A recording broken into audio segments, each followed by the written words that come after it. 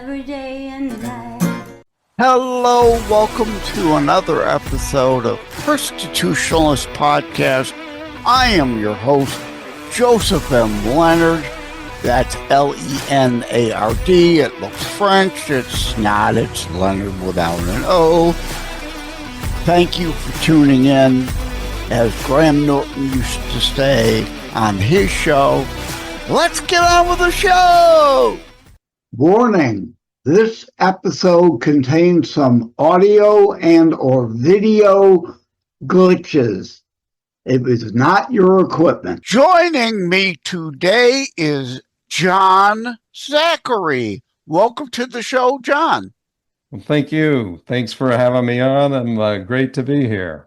Yeah, now before I get to, now my audience knows it's no secret. I use Podmatch to find some guests, and I found you via Podmatch, and your bio saying we have traditionally overlooked because we separate science, history, and belief into different categories. I wholeheartedly agree that's been a major problem, and we'll get into that. But first, you know of John DeLorean, right? The DeLorean automobile? Yeah, I remember that. His name was John Zachary DeLorean. Oh, I didn't know that. Yeah, Zachary was his middle name. I didn't know that. That's pretty interesting. Yeah, and I only know it because I owned two DeLoreans at one time. Oh, you had two of them. Yeah, well, I'm in the Detroit area, and of course, he was in the Detroit area too, and I actually ran across him one time. But anyway, that's not what you're not here to discuss automotive history. No.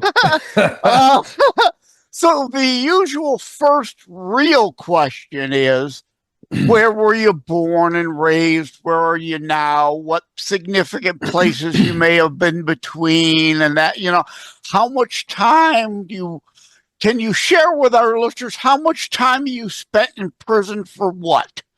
Okay. Yeah, I was born and raised in Colorado on a farm. And so we were always working as children. I'm a 60s child, probably like you.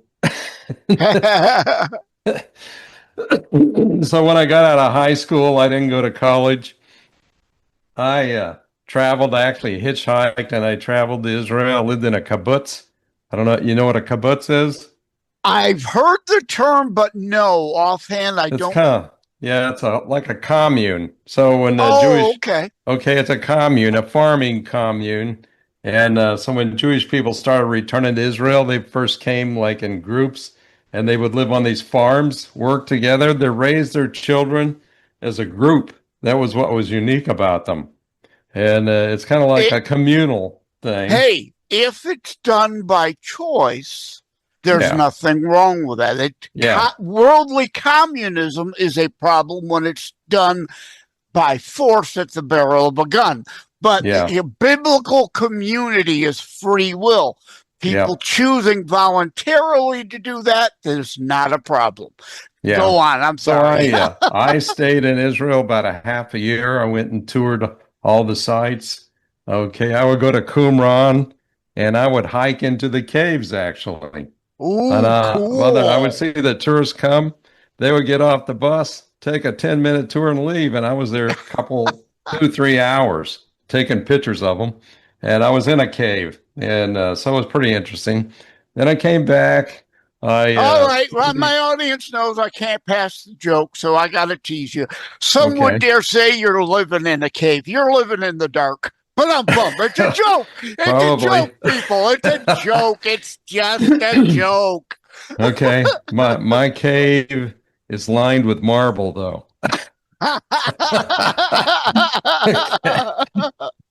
Anyway, I came back, and then I studied to become a pastor. I was born and raised in a Christian home, and we went to church every night we were in there on Sunday morning, Sunday night, Wednesday, and I felt called to be a pastor by the age of 14. So I come back and I go to study to become a pastor. I'm not really a pastoral type person, though. And so some A spiritual experience happened to me while I was preaching, though, that caught my attention and led to my research. And so I was going to preach this sermon on the second coming of Christ. And the ladies got up and sang a special song, two of them, and I'm sitting there on the front row. They sang one line into the song, and I heard rustling above my head, and I'm thinking, what's going on up there? And then I heard the word like real clear, anoint. And then suddenly a ball of power, like 8 to 10 inches in diameter, came down on my head. And it was like this, and it drifted like 3 inches a second and stopped here. Well, when that happened, I went like that with my right hand because you could feel it and everybody saw it. And then I preached the sermon, had a great response, and ended up studying that sermon for like 14 years. This was 73 to 86. And then I ended up writing a book.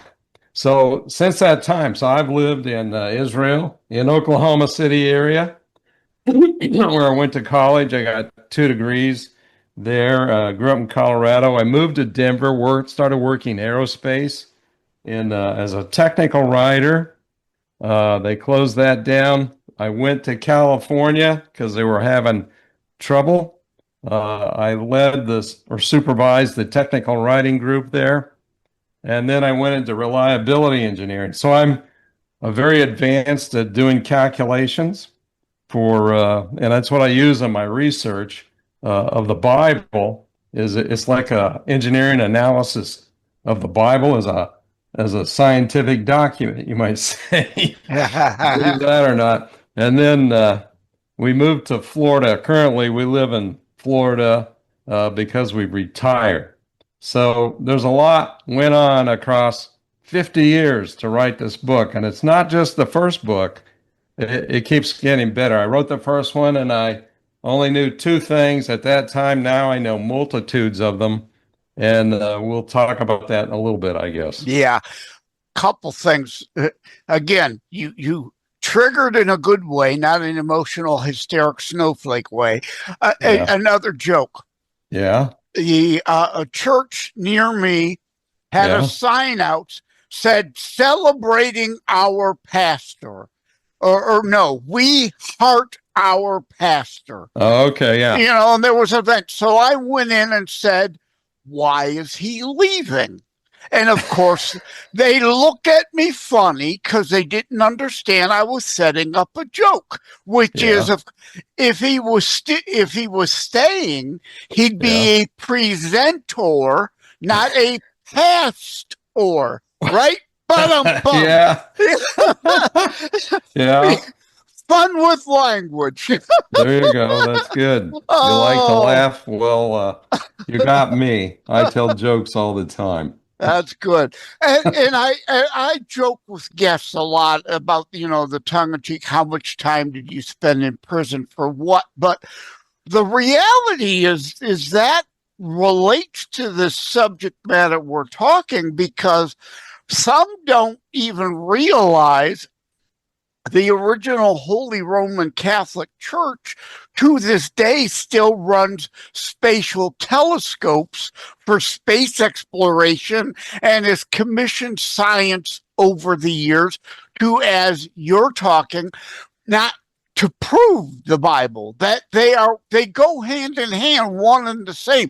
The God that created physics don't disprove the God that created those laws, but they've gotten it wrong over time. And people like Copernicus and others, literally, for pushing the accepted norm of, and nowhere in the Bible does it really suggest everything revolves around the earth, but that was the prevailing thought. And thankfully, a lot of them, like also Leonardo da Vinci and other brilliant minds, stuck to their guns, and the church re-examined the text and realized it's not Jesus or God that gets it wrong. It's us humans that screw up in the reading of the text at times. Yes? Yes. I would agree with everything you said. There's a lot of misinterpretation and invalid assumptions that are running the planet.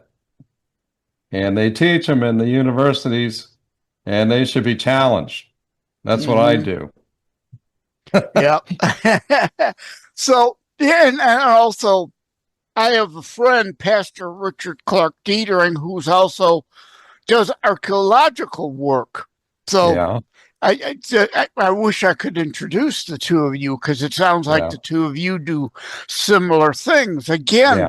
demonstrating and over, science more and more today is discovering the things in the Bible as historical relevance, not allegorical story. Yes? I agree 100% because what I do is basically there's a problem that nobody can answer. That problem is this.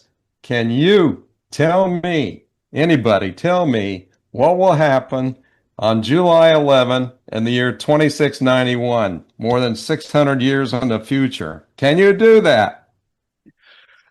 Not even Nostradamus. Yeah. Nobody can do it. But so the whole thing, after that spiritual experience I described earlier, uh, I got into this by curiosity. This is the question. There's one time-based prophecy in the entire Bible. It foretells of specific future events that have to happen on a time-based system. Mhm. So I But thought like to my Nostradamus, it is vague in ways so that it isn't necessary. Like if we, and there have been plenty of people who try to predict the exact date of Jesus's return or the exact date the world's coming to an end, and of course they're always wrong. Yep. Be- Yep. So anyway, so my curiosity question was this. If you scientifically date when those two events happened, what will we learn? Will we learn that the Bible actually foretells the future centuries ahead of time to the very day? And that's what we discover. So it's a mind-blowing thing. And actually, I call this scientific apologetics. I Mm. call it that because you have regular apologetics, but they can't prove anything. You still have to have faith. But when you do scientific apologetics, I actually use and analyze NASA scientific data, astronomy, lunar eclipses, solar eclipses, things like that are in the book to scientifically date when those events occurred. And when you get that done and you've done 50 years of research, well, like in 1991, the first book, I only knew of two of these events. Now I know many of them. The Mm. more you get and you see repeatability and consistent repeatability, it doesn't just happen once, it's happening over and over and over Hence the again. phrase history repeats. Not really what in some cases it does, but I prefer the alternate phrase history may not repeat, but it sure does rhyme an awful lot. Yeah. Well, the Christian worldview is that history is linear. It's Yeah. in a straight line, and when you read the book, It's more if like you the read the book, Mayan cyclical round yeah, repeats, yes. it, it, it's being repeated because of divine intervention in Mm-hmm. human events. He's controlling people at a high level, some of them, not all of them, but just a few people, that's all No, it because takes. we are given free will, and you have to give yourself up to God to want to be allowed to be used. You have to turn over your free will, and God then uses people he needs at times. Yes, but otherwise, most of the 8 billion people on the planet all have their own free will and their desire to do whatever the hell they want. And unfortunately, some use that for evil.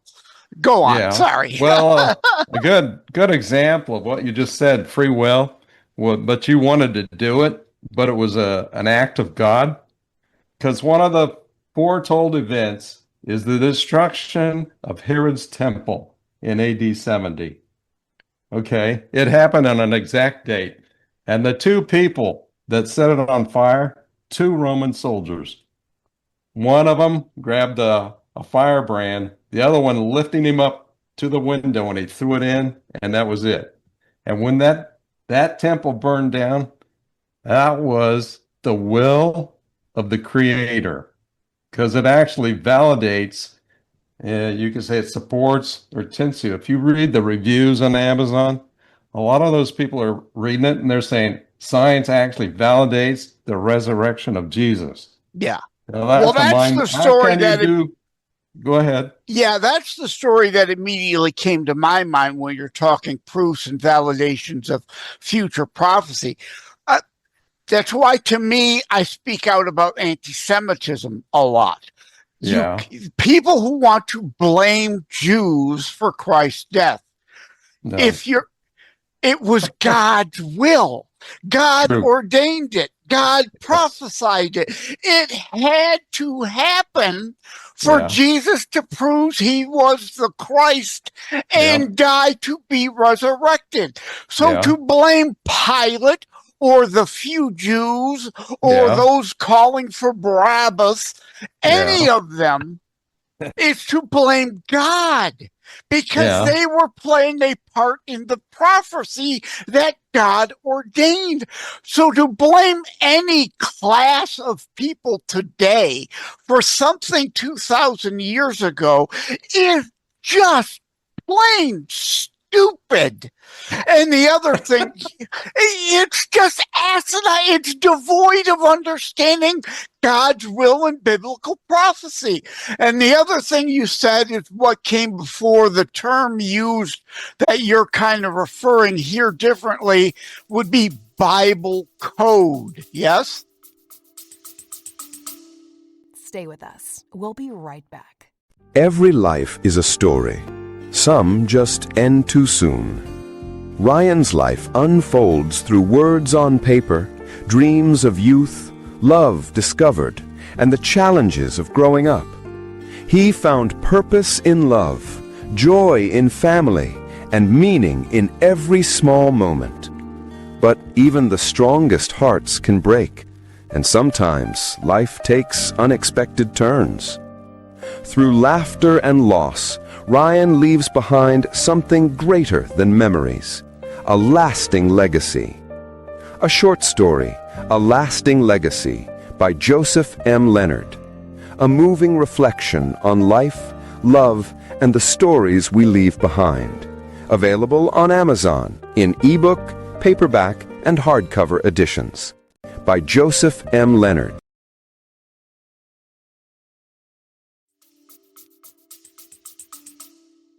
I've heard of the Bible code. Are you talking about equidistant letter spacing? Well, not necessarily that, but indeed scientific things in the Bible that indeed, if you break them down, were messages for the now when we would better understand them. You're breaking down codes that wouldn't have been understood 2,000 years ago and will understand even more 2,000 years from now. Yeah, I would agree. So, like you talked about, we were talking about the two soldiers. See, they were ticked off. Uh-oh, you froze. And okay, they were, because it was our chance to end it. It's unstable. Hold on. Yeah, I don't know what's going on. We're having a Zoom hiccup. Well, I have to trying to get another computer. This might be a problem. I'm gonna, and I was so busy I didn't have time. Stuff. Hold. You're not now anyway, right? You broke up there. Yeah, I'm here. Okay, hold on. Let me do a little bit more. And then we'll go on. Well, you seem stable now, so let's go with what you've got now. Seems to be working. Oh, you do? I'm trying to save this thing. let me go here. We call it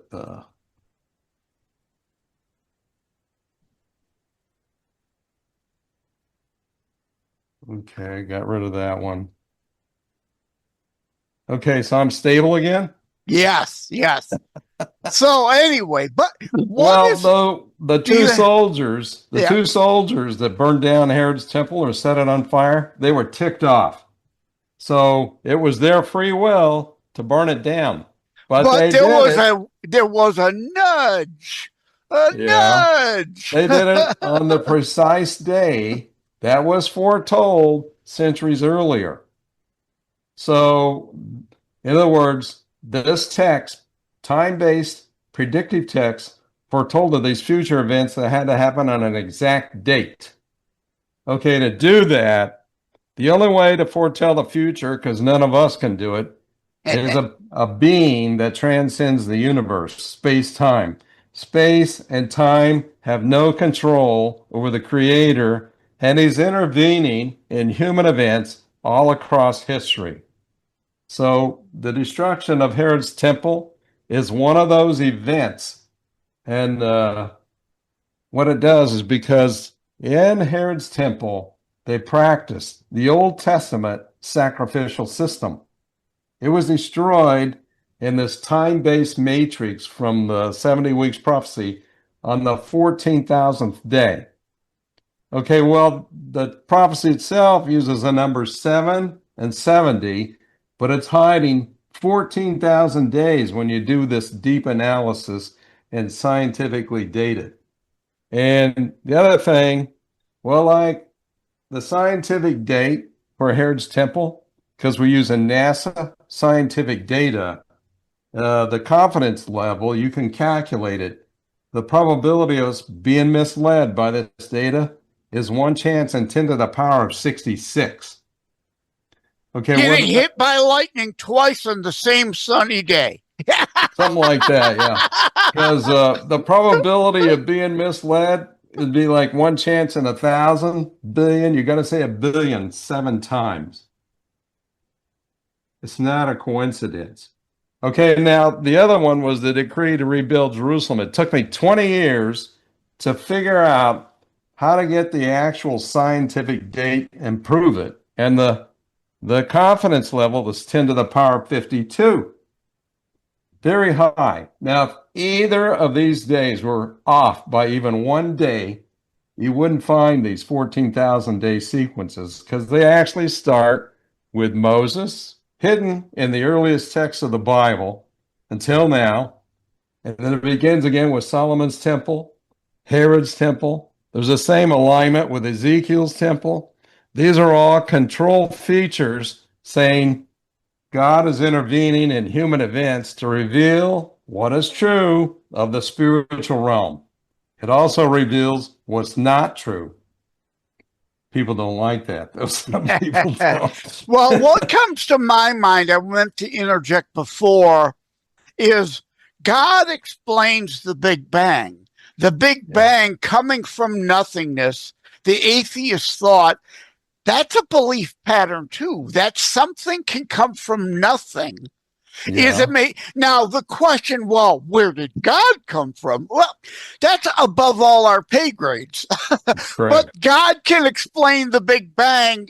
The Big Bang doesn't explain explain away God. But anyway, I just wanted to get that thrown in there as a thought. Well, I agree. We haven't whether you believed in the creationists, the Earth's only 6 or 10,000 years old, or you believe in the Big Bang and it's got scientific evidence to support it. Either way, you've got a creator. Yeah. Intelligent design. Yeah. Intelligent design as well. There's no way. What was the guy in the Bueller movie, right? Bueller.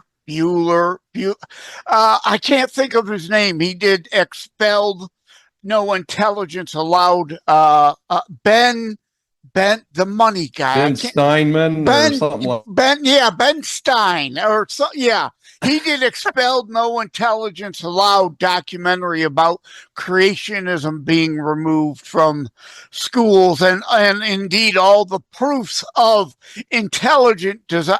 You know, the eyeball alone, for that complexity to just randomly have come together. Again, you're talking statistical odds. It's like getting hit by lightning 10 times on the same sunny day. It's just not believable. It requires more of a belief in random fantasy than it does an intelligent designer. Stay with us. We'll be right back. Joseph M. Leonard, host of Christians, taking a brief moment to thank myarchic.com. Together we share the Christian and family value of honoring family. myarchic.com helps you do that. Preserving family memories online also therefore can be shared online. Think of myarchic like a Noah's Ark for images, audio, video, preserving, honoring your family. Thank you again to the folks over at myarchic.com. Yeah. And chapter 5 about atheism. That's one of the features, questions I bring up. I'm not talking about intelligent design or things, but I'm asking, since basically atheism is based on pseudoscience. You claim you have science, but you don't. And you'll even acknowledge that the multiverse is not provable. Show me one other universe. Can you do that? Nobody has seen one, but yet they claim it's got to be true. And they'll say, well, it takes faith to believe in the Bible. And if it takes faith for this, we're going to choose this. Yeah. But here now you have the scientific dating with these control features that actually cross 3,500 years and are repeating consistently and at the same control period. Yeah. It says this is a feature that reveals God is intervening in human events. And some people claim, well, there's no evidence. Read the book and it's all over your face. Now, a couple things. I always say exclusion does not mean preclusion, or preclusion does not mean exclusion, however you wish to say. It's like reincarnation. Just because it isn't in the Bible doesn't mean it's precluded. There can be multiple physical human presence for but one eternal soul. It also doesn't preclude aliens on other planets, like in the Spielberg upcoming movie. I love the scene that's in the trailer, the Catholic nun saying, why would God make all that space and leave it empty? So God can explain aliens, it doesn't preclude it. And what about the Nephilim and blah, blah, blah, blah, blah, right? Oh, you know about that. Yeah, so the multiverse. Again, exclusion does not mean preclusion. A multiverse could indeed be real, but God can explain that. God may have created that. Yeah. Well, he may have. I doubt it, though, because nobody's ever seen one. Yeah. Well, there's a movie I love. Keanu Reeves was in the movie Constantine. Did you see that? Whereas hell is kind of another dimensional plane of the current existence. I highly recommend that movie. I love it. Keanu Reeves, Constantine. Yeah. Well, anyway, it's interesting. Yeah. I don't, some people, oh my God, sacrilege and blasphemy. It's like, oh, please relax, people. Just please relax. But we haven't given the book title yet. What is the title of the book? Oh, my book. It's called The Science Behind the Story of Jesus by John Zachary. So you can look it up on Amazon and read the reviews. It's got nothing but 5-star reviews. And one Oh, third well, of them. that kind of amazes me, because I always say about reviews, it's hard to get someone who likes your work. They may love your book. They'll tell all their friends, but they won't take 2 seconds to leave a review about it a lot of times. And the haters, the ones who want to attack you personally, will go out of their way, even buy the book, just to be able to leave a nasty, negative review that isn't true, because they didn't read the book. They just bought it in an ebook just so they could flame you. So that's kind of surprising, because I do have a friend, Bruce Fleury, who wrote the Negro Project about Margaret Sanger. And of course, and the same with my Terror Strikes Coming Soon to a City Near You book. There are the haters who want to pile on and attack it because they can't refute the facts and the reality within. So they, Alinsky style, have to attack the author instead. Well, it's hard to attack it when you use real scientific data, okay? And you can calculate confidence levels. I have a graph in the book showing the 10 to the power of 66, and the R-squared values, I think, are 5 nines. That means it explains 99.999% of the data, but your confidence is through the roof. Normally use 95% confidence for engineering, stuff like that. Now, no such thing as 100%, right? No such thing as perfect. It's that small. Yeah. Anyway. But we have to remember, too, we were told no one shall know the time.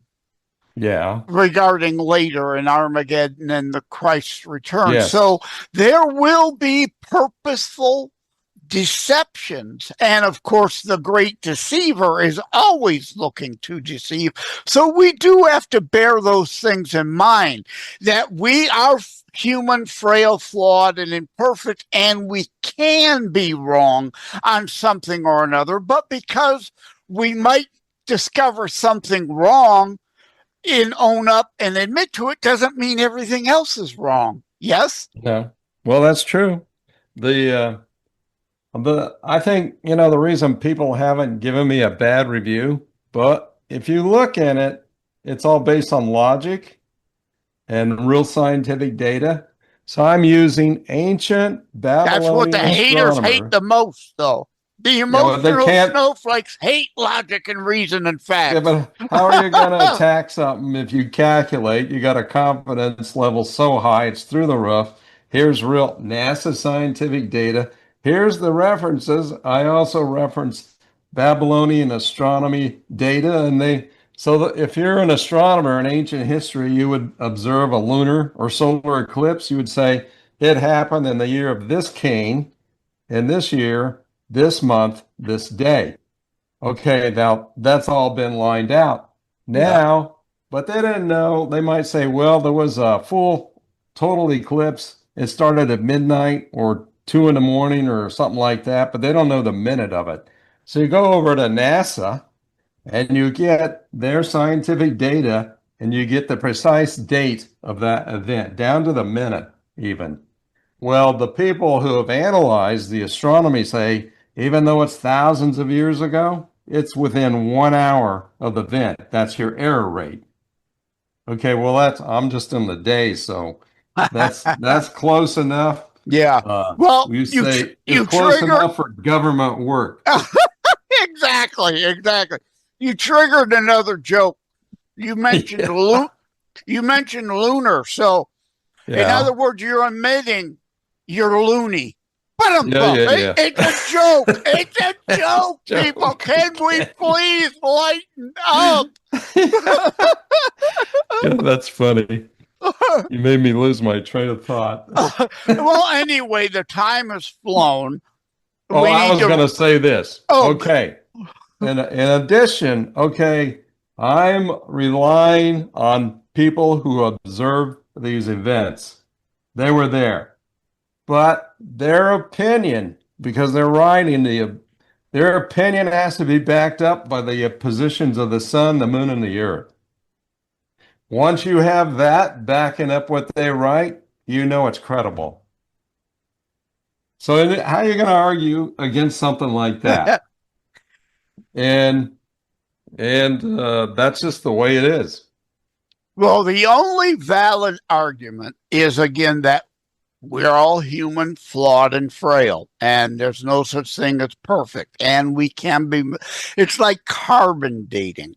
Yeah. We assume we know. We think we know the atmospheric conditions through all this time to be able to properly carbon date something. Yeah. And we may say the probability is indeed high, but we cannot know for certain until we meet God and find out it indeed is true or not. But I think you're talking about ancient history when you said those comments, because you're talking about, millions of years ago, right? Okay, well, I'm talking about, carbon. They say they did radiocarbon dating on the oldest known copy of Daniel. It was released on June the 4th in 2025, and it is in the range at a 95% confidence level of 230 BC to 160. So, yet it foretells of Herod's temple's destruction in AD 70, more than 2 centuries into the future, which, when you do the analysis, is on an exact, precise planned date, foretold centuries earlier. And the other thing was this: if those scientific dates are off by even one day, you wouldn't get this control feature. Okay, this is how exact it is. So think of Solomon's temple. Jeremiah, the prophet, observed it, and he wrote in chapter 52, verses 12 to about 14, right in there. It was on the 10th day of the 5th month. When Josephus observed the destruction of Herod's temple, he refers to the Babylonian destruction. He says it was on the same date for the Herod's temple. That's a control feature. Well, if you go back to Ezekiel's temple, which is just a vision he received, okay, all those Herod's and Solomon's temple were destroyed on the 10th day of the 5th month, and that's the 14,000th day for both of them. Okay, you go back to Ezekiel's vision, the 14,000th day is the same date as those other 2 temples. That's control. Nobody even knows that. I actually didn't write it in the book because I'm still learning. But it's a good point. Hey, we all are always learning. But I'm going to tack on a couple of songs that I've written. One is God is Among Us, and one, God is in Everything. He still speaks to us. Yeah. And that was a song from the 90s, wasn't it? No, it's something I just wrote. But maybe in the back of my mind there is some subconscious influence from something years ago. I don't know. But yeah, no, my 2 originals, I just wrote them this week. They'll be old by the time this airs. But anyway, the point in being what you're saying, the time-based predictive text and Bible code, whatever we want to call it, we are on the same page in saying God is speaking to us through the Bible still, in that, again, no one would have been smart enough 2,000 years ago to grasp this. And we're nowhere near as smart as we'll be 2,000 years from now. Yeah. A lot of it was just strictly observation. Okay, so the Gospel of Luke and the Gospel of John have details that are missing in the other 2. In Luke's Gospel, he tells you when the year that Jesus was baptized in Luke 3:1, the 15th year of Tiberius, and all the coins in the Roman Empire that have been discovered agree with this 1 year precisely. Nobody can argue against it. And it's more relevant and credible data because you're not seeing or listening to what a person is writing who could modify it to fit his opinion. Okay, but the scientific dates on these coins validate Luke chapter 3 to that 1 year period. Then in the Gospel of John, we find if you read the book that the second Passover was on a Saturday, and the only year that fits that is AD 30. That was the second year. He was just observing it. It aligns with all the data, but all the theologians have missed it. They never comment.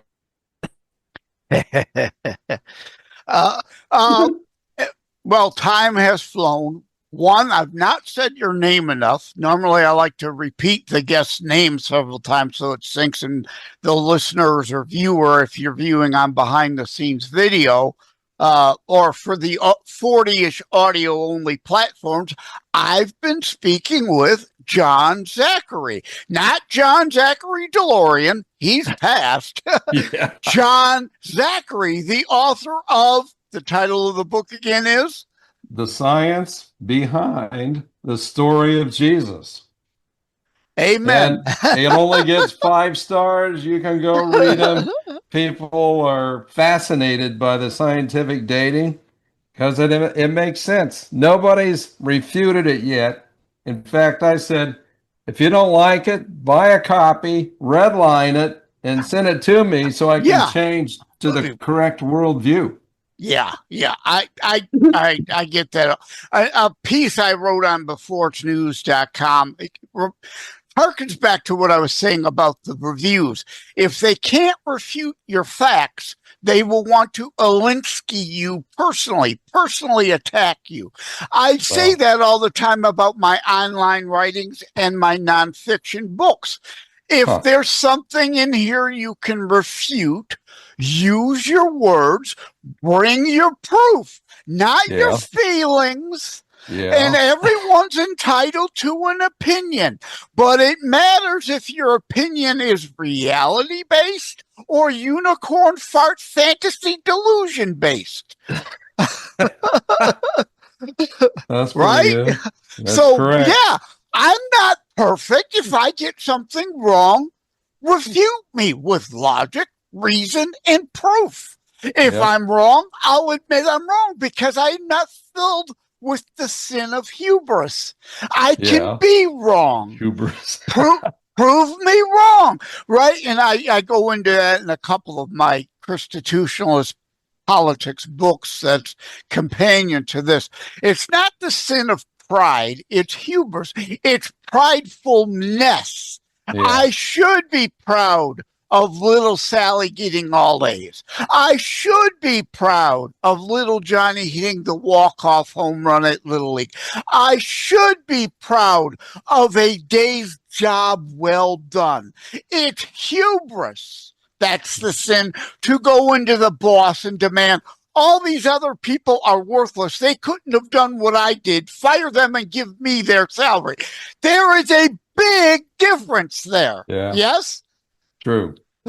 Anyway, to wrap it up, John Zachary, the book title one more time is?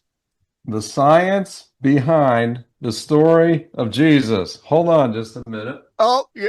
For those on behind the scenes video, there it is. If you're viewing on the 5 behind the scenes video channels, you can see the cover.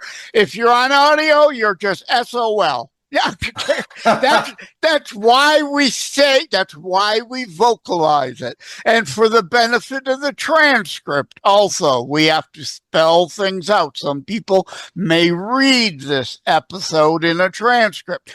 Now, well, if you read this book, your faith will go through the roof. Yeah, but then I'll have a hole in the roof. Well, that's fine. The rain will get in. Anyway, enough jokes now.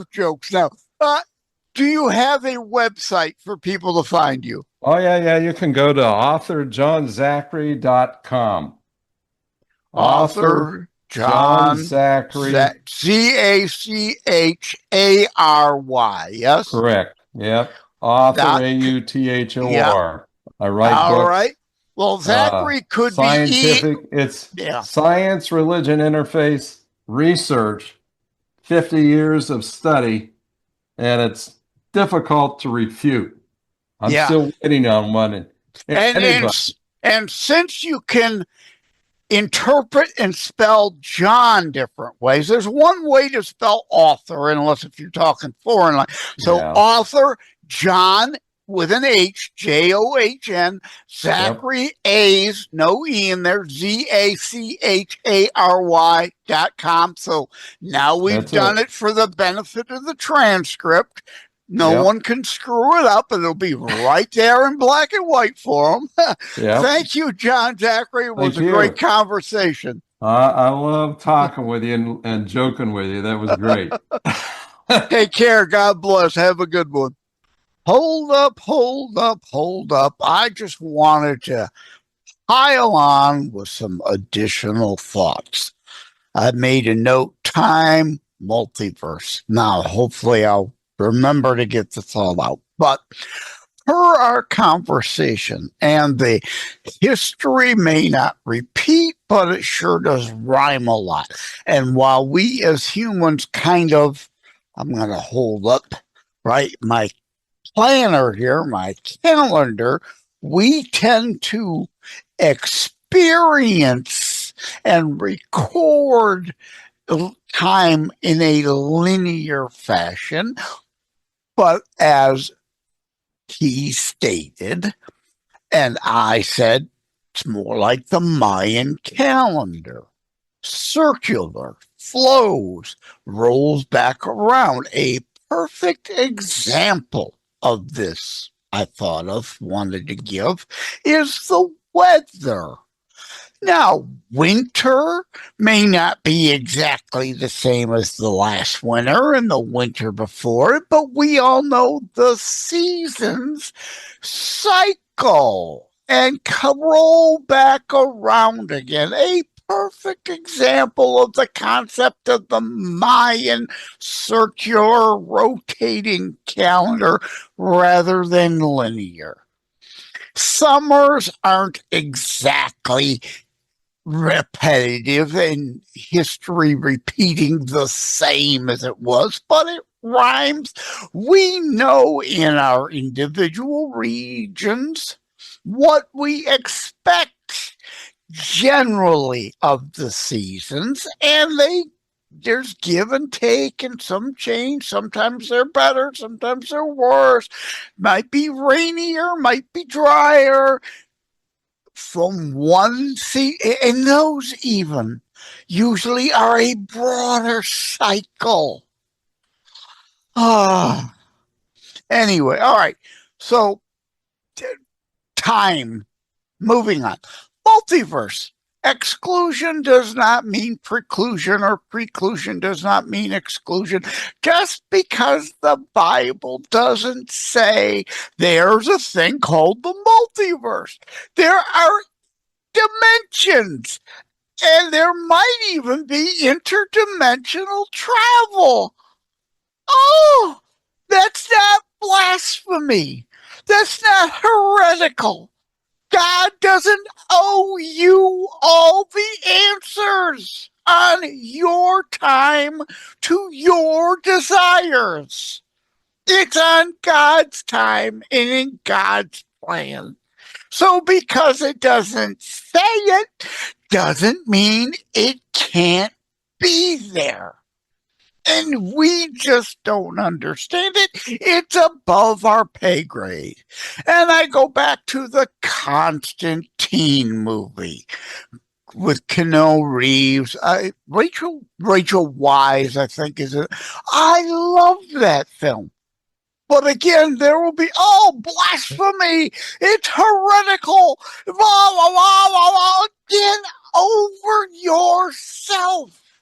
Just because someone posits a creative concept that maybe hell is another dimensional plane of the reality in the same space we exist, doesn't make it blasphemous or heretical. We don't know. God does. And again, God doesn't owe you all the answers. If you think he does, then go back to the conversation on hubris. Get over yourself. So, the Constantine movie, great, wonderful, interesting interpretation of possibilities, not saying plausibility, but possibility. And hey, this makes a great movie. It asks important questions about seen and unseen forces. It's a great movie. I highly recommend it. And since I'm talking Christian movies, Risen, based on the resurrection through the eyes of a Roman soldier. Brilliant Christian movie. Brilliant. Another one of my favorites, Mom's Night Out. More recently, the best Christmas pageant ever, and my favorite all-time Christian movie, The Resurrection of Gavin Stone. Oh, again, blasphemy, heretical. You can't talk about resurrection of a human except Christ. It's a figurative spiritual resurrection, not a physical one. Get over yourself. It's a comedy, so it isn't taking the Bible and beating someone over the head with it. If you're only preaching to the choir, you're not saving additional souls. And these other movies I mentioned raise questions and may bring people to the faith with questions. What does the Bible say? What doesn't the Bible say? And look into it more. So they're not a bad thing. They're a good, it's like the Dan Brown movies. Catholic nuns are out there protesting. Fact fiction blend. My Tear Strikes book is a historical fiction, fact fiction blend. Dan Brown brought a lot of people to Christ. How? Why? Protesting it didn't help bring anyone. The movies, people went in and saw, okay, and came out, what is real here? What is fiction here? What are the realities versus, again, the fictional story parts to make a good story? Go home and crack open the Bible and look for yourself. So Dan Brown didn't destroy people's faith. He helped bring people into the faith. I'm going to leave it there. Thank you all. Take care. God bless. Love you all. And you either get it or you don't. But again, Matthew 23 Christians that just want to focus on one little piece of the Bible and ignore the rest of it and ignore the fact. It is fact. It is reality. It is delusional to not acknowledge that the Bible doesn't say everything about every topic. The dimensional thing, just because it doesn't say it doesn't mean therefore it can't be true. You are not owed every answer. Take care. God bless. Love you all. Okay, hold up again. I lied. Of course I didn't lie. It's a figure of speech. You know what I mean. And this is part of the point. People getting hung up on stupid stuff, on words that's meant in a figurative, not literal way. I said I lied, right? No, that wasn't it. No, I'm not done. Just sing the scream. If you're seeing behind the scenes, apologies. And you could see in the background now the Epic Movie Theater of MJR Theaters over here, because I want to mention one more movie. One more movie. The movie Heretic. Again, heads are going to explode because I am going to say that it's a great movie. It's a fantastic movie. I forget who's in it. I can picture him in my head, but good actor, but he played got people upset because he played the Oompa Loompa in the Wonka remake, but whatever. Heretic. I loved the movie because I am not weak of faith. I have no problem understanding other people have questions and they can raise them. And I don't immediately get defensive and take offense to them raising questions. As I speak to on my beforesnews.com piece, did Jesus ever contradict himself? No. Humans screw things up and get them wrong. Like everything revolves around the earth thing. Humans screwed that up, not God, not Jesus. If people have questions, it's not a problem to me. Question, because I'm strong in my faith. It doesn't hurt my faith to have somebody raise questions, because all will be revealed in the end in God's time, on God's plan, not ours. Doesn't owe me, them, any of us all the answers to our desired questions. Eventually all will be revealed, not in this plane of existence, but in the hereafter on God's time. So Heretic, raising questions and challenging faith, is not upsetting to me. It's not blasphemy, even though the movie is titled Heretic. It isn't. It raises issues of heresy, as some would call it. It's not heretical in the sense of it being a movie and asking questions.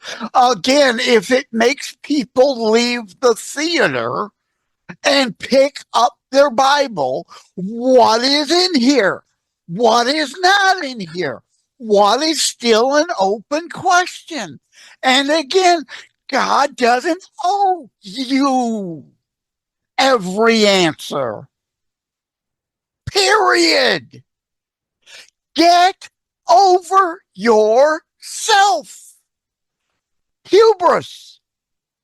He doesn't owe you every answer. So the movie Heretic, great, wonderful movie. I give it an A+. It's a great movie. If you're strong in your faith, it's only a problem to someone who's weak in their faith and thinks ahead of time, oh, they have all the answers. Nobody but God has all the answers. Questions can be asked. I may not have the answers. That's not a problem. I'm human. I'm not expected to have all the answers. Anyway, I'm really done this time. I promise. I'm not going to hit record again to add another segment. Thank you all. Take care. God bless. Love you all. But it was important to me, when the Heretic movie popped in my head, you have to address that. Bye-bye.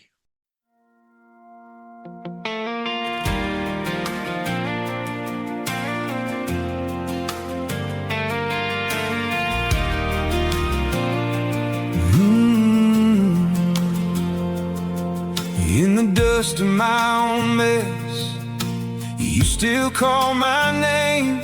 Hands shaking, heart unsteady. You don't look away. You stand in the middle of it all, closer than my fear.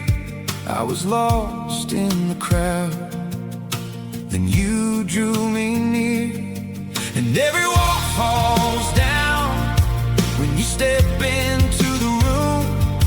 Every lie goes quiet when I hear you move.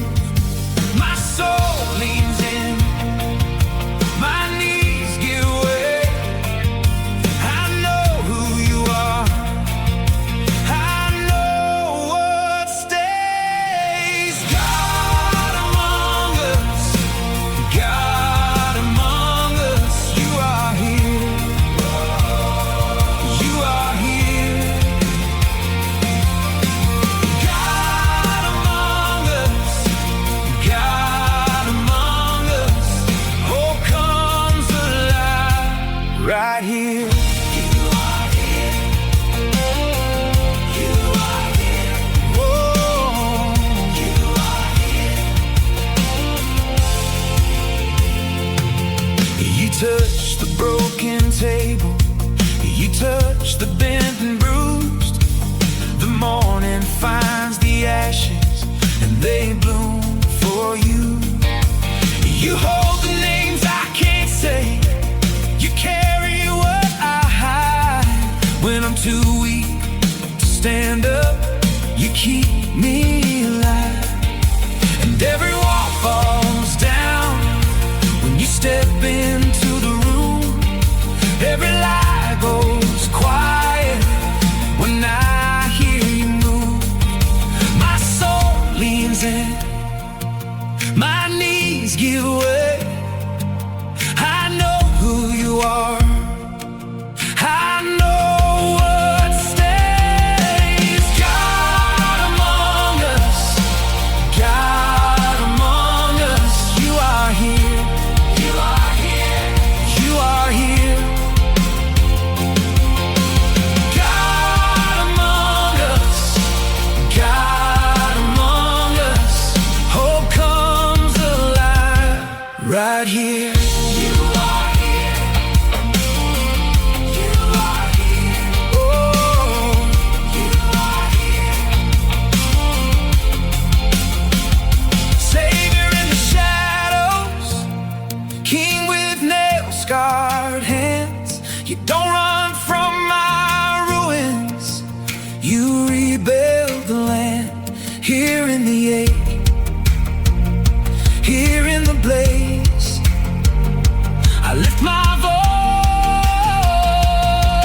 and I keep saying, God among us, God among us, you are here, you are here, you are here. God among us, God among us, hope comes alive right here. You are here, you are here.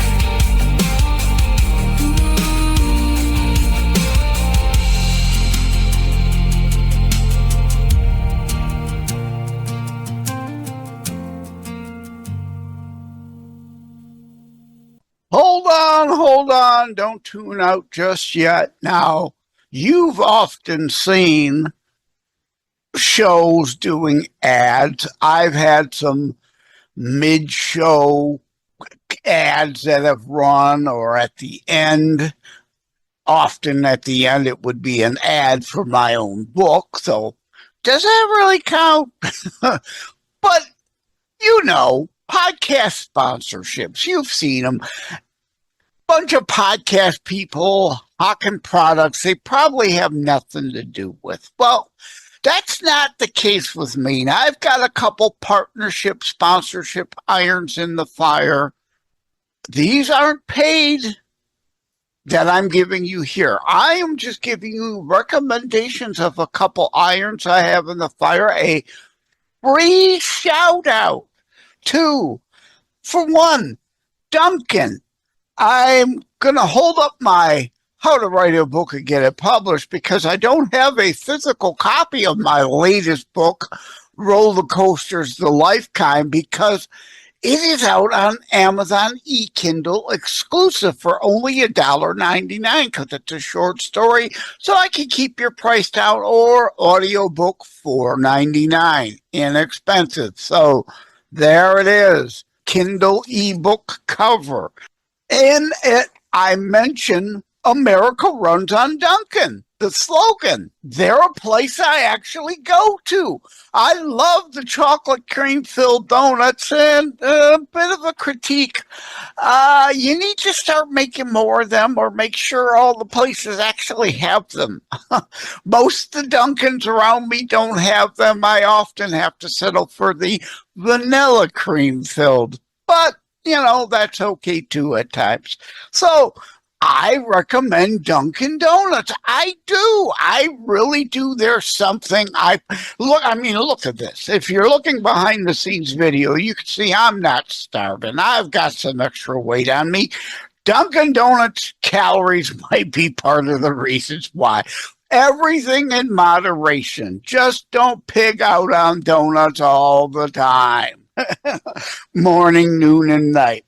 I don't know if Duncan's going to like me saying that or not. They want to sell as many donuts as possible. And of course, they sell coffee. But hey, that's the point. You're going to get real sponsorship reads from me, not fake, phony frauds that don't even use a product. Oh, let me read the following. And the next one I'm going to mention is Galaxy AI, which actually is now Magica, Magica AI. And I use them. I've created a couple music videos of late. If you check on the video channels, they're not on all of them. YouTube and BitChute. My channels there have most my music videos, or most my Suno songs, not all. You could check out the one I just did for Memorial Day 2026 for America 250. I wrote Memorial Day America 250 that I released on Memorial Day, and you can see that music video on my video platforms, created by Magica AI, as well as another music video that I did for my Terrors, based on my Terror Strikes Coming Soon to a City Near You book. I wrote Awake, Not Paranoid song, and there is a music video for that at BitChute and YouTube. It may be at my other platforms. I don't remember offhand. I didn't look it up before hitting record. My apologies. You can reach out to the AI via tinyURL. You know I love to use tinyURL services to shorten links. tinyurl.com/Galaxy Magica AI. All one word, of course, run together. tinyurl.com/Galaxy Magica AI. That'll take you to them. And the last one I'm going to mention is Blipboards. You can rent a static billboard for your advertising needs, but those are expensive and they're static. Blipboards, for the same budget of one, you can advertise at 10 or more locations, whatever product and service you're trying to offer. So I recommend Blipboards. Again, they're not paying me to say this. I'm saying this as a customer. I haven't even reached out to them to be a sponsor on the show. Next, guess what I'll be doing next? writing them a letter. Anyway, tinyurl.com/blipboards, BLIP boards, blipboards, tinyurl.com/blipboards to check them out. Tell them I sent you.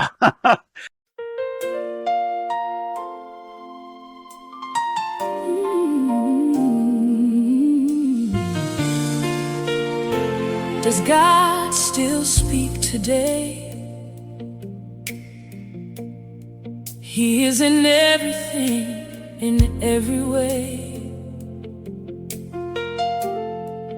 In the growing trees, in every bird that chirps, dewdrops glistening, whispering in every breeze.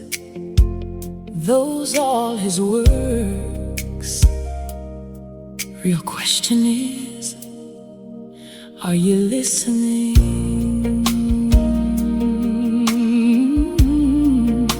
Does God still speak today? I hear it in the trees, in every bird that chirps, in the things you let me see. Dewdrops glistening on the leaves at dawn. Those are his works to me all day long. When I look and listen, you are never far. Every little living thing says who you are. He is in everything. He is in everything. He is in every way. He is in every way. In every breeze that moves, in every heart that wakes. He is in everything. He is in everything.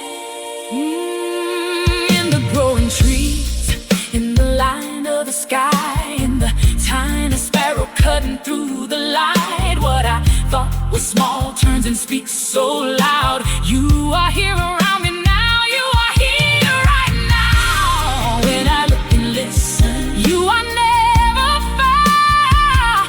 Every little living thing says who you are. He is in everything. He is in everything. He is in every way. In every way. In every breeze that moves, in every heart that wakes. He is in everything. He is in everything. Open my eyes again. Teach my soul to see the holy and the simple, the wonder in the leaf. If I ask you where, you answer without words. In the work of your hands, in the whole wide earth. He is in everything. He is in everything. He is in every way. He is in every way. In every breeze that moves, in every heart that wakes. He is in everything. He is in everything. He is in everything. He is in everything. Sometimes it may be in metaphors, as riddles, in rhyme. He is speaking. Are we still listening in these fallen times?